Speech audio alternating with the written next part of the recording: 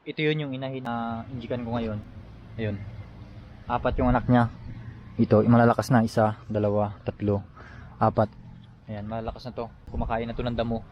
Sa ganitong stage ng kambing, nagtuturok na ako. Nag-i-inject ako sa inahin. Kasi maganda rin kasi sa inahin yung katawan nila nasa kondisyon. Pwede rin naman mag-vitamins ng kambing kapag buntis. Walang problema doon. Yung gamitin natin na pang vitamins doon. Biton yung EDE na vitamins. Pang ruminants talaga yon yung Biton. At pwede yun sa mga buntis na kambing. Huwag lang natin injikan ng antibiotic, posporgahin yung kambing kapag buntis kasi makukunan yun. Pero kung vitamins lang naman, pwede, walang problema dun. Pero sa akin, sa program na ginagawa ko, pagkatapos ko ng ininjikan, hanggat kaya ng inahin, hanggat malakas yung inahin, at yung magkagandahan na kasi pag bitaw yung inahin, nasa engage siya sa paligid, malakas yan siya. Yung resistensya niya, kaya magiging madali lang sa kanya yung mga anak. Kahit ito, apat yan, you know. Yung anak niya, malaki na to, you know. Sulit.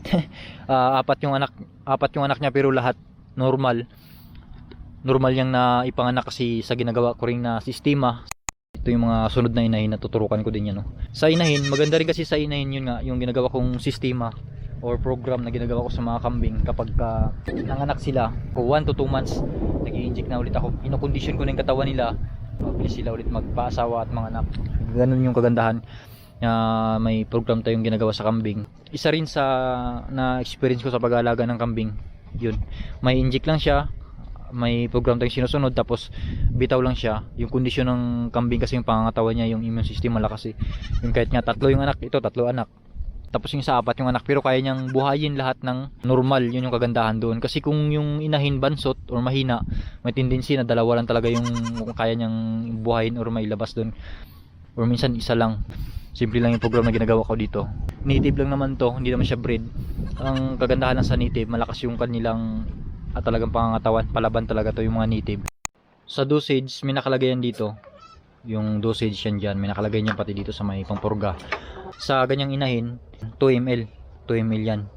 Ito ginagamit ko kasi pang for ruminants talaga yung purpose din ito na vitamins.